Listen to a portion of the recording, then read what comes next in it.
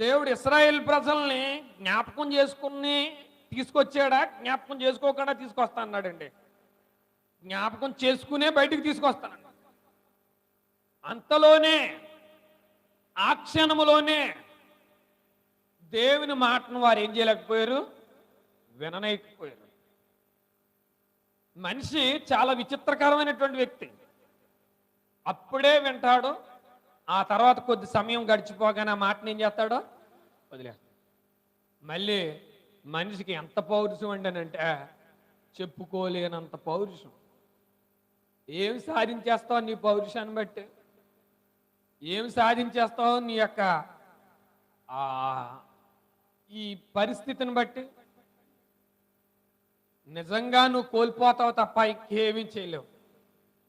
దేవుని గ్రంథం చెబుతున్నటువంటిది ఒకటే, దేవుని ప్రజలని ఐగుప్తు దేశం నుండి కానాను దేశానికి తీసుకుని రావాలని దేవుడు సంకల్పించి మోషేని మరియు అహరోనుని ఏర్పాటు చేస్తే, ముఖ్యులైనటువంటి పెద్దలందరినీ ఏర్పాటు చేసి, ప్రతి కుటుంబ పెద్దల్ని ఏర్పాటు చేసి, వారి వారి జాతుల ప్రకారంగా, వారి వారి క్రమం ప్రకారంగా వారు రావాలని నిశ్చయం చేయబడితే, ప్రజలు కొద్ది సమయం దేవుని మాట విన్నారు. కొద్ది రోజులు పోయాక దేవుని మాటని ఏం చేయలేకపోయారు. ఇప్పుడు ఇక్కడ ఉన్నటువంటి మనలో చాలా మంది దేవుని మాట వింటున్నాము అంటున్నాం, కానీ అందరం దేవుని మాటని ఏం చేయట్లేదని అంటే వింటలేదు. దేవుని మాట వింటే నిన్ను పిలిచినటువంటి పిలుపు ఎలా ఉన్నదో ఆ పిలుపుకు తగ్గట్టుగా నువ్వేం చేయాలి, ప్రవర్తించాలి, నడుచుకోవాలి. నిన్ను పిలిచినటువంటి వాడు ఎంత ఘనమైనటువంటి వ్యక్తో, నిన్ను పిలిచినటువంటి వాడు ఎంత విలువైనటువంటి వ్యక్తో దానిని బట్టియే నీ పిలుపుని గ్రహించాలి, ఆలోచించాలి.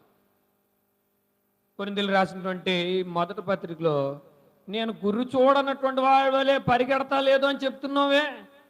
9వ అధ్యాయము 24 పందెపు రంగమందు పరిగెత్తు వారందరూ పరిగెత్తుదురు గాని ఒక్కడే బహుమానం పొందునని మీకు తెలియదా? పందెపు రంగమందు అందరూ పరిగెడుతున్నారు, ఒక్కడే బహుమానం పొందుతాడు. నీవు నేను కూడా బహుమానం కొరకే పరిగెడుతున్నాం. ఆ బహుమానం ఏంటంటే క్రీస్తు ద్వారా నిత్య జీవం అనేటువంటి బహుమానం పొందాలనుకుంటున్నాం.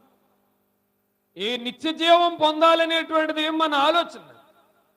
కానాను దేశం చేరాలనేటువంటిది ఇశ్రాయేలీయుల యొక్క ఆలోచన. వారేమో కానాను దేశం కొరకు వారు పాకులాటాడుతున్నారు.